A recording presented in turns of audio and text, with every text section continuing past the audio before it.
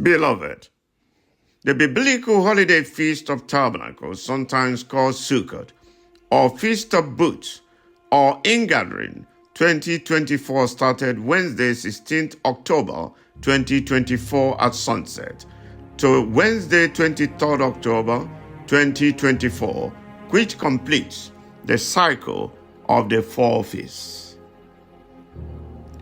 In the first day of Sukkot, there should be holy rejoicing among children of God, waving their lulaves or palm leaves, as Jewish men do at the Western Wailing Wall. The Bible says, on the first day, you are to take branches from lucerne trees, from palms, willows, and other leafy trees, and rejoice before the Lord your God for 7 days.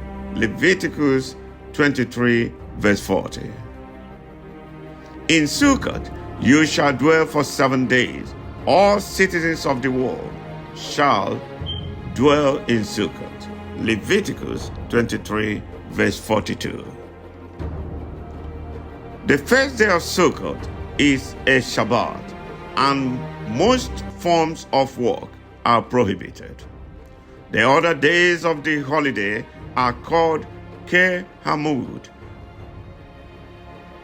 weekdays of the festival, or intermediate period.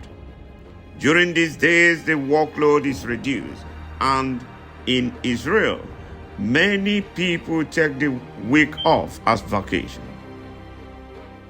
During this festive season, we recall how God's faithfulness provided for our ancestors as they wandered the Sinai desert wilderness for 40 years before entering the promised land of Israel.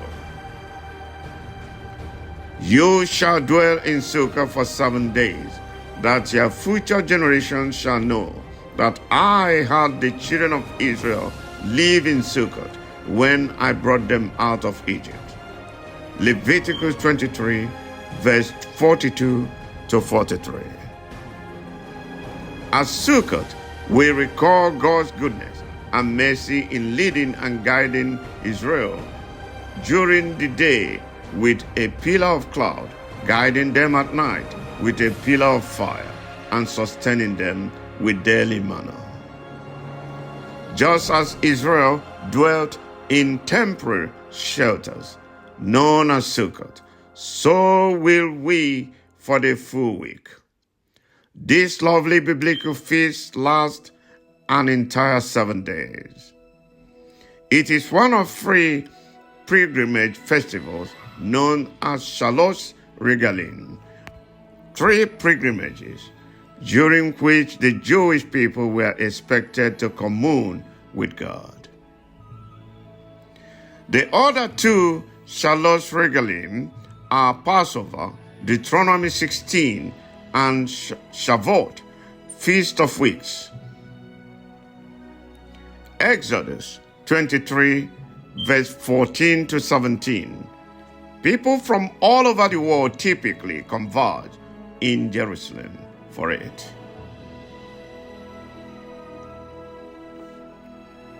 The question now is, should Jews be the only ones who celebrate the biblical feasts?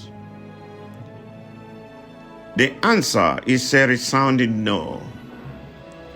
Christians can also observe the biblical feasts, and whether or not to commemorate them is a matter of personal conscience.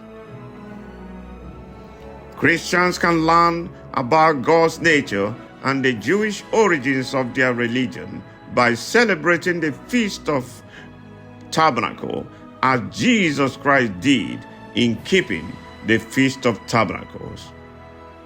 John 7, verse 1 to 10. Jesus honored the biblical feast because he was a Jew. Christians think that in addition to observing them, he eventually fulfilled them via the purpose of his life. If we choose to commemorate these unique days as Christians, we ought to center the celebration around Christ, who came to fulfill each day's prophetic importance. Some Christians think that the feast applies to all countries and have global significance. According to the prophet Zechariah, this holiday also has a prophetic dimension that is yet to be fulfilled. And I quote, "When Messiah returns and establishes his kingdom, all the nations will be required to keep this holiday by coming up to Jerusalem to celebrate Sukkot." End quote. Zechariah 14, verse 16 to 17. Keep the faith, and God bless you. Hug Shamek, beloved. Happy Sukkot. Shalom.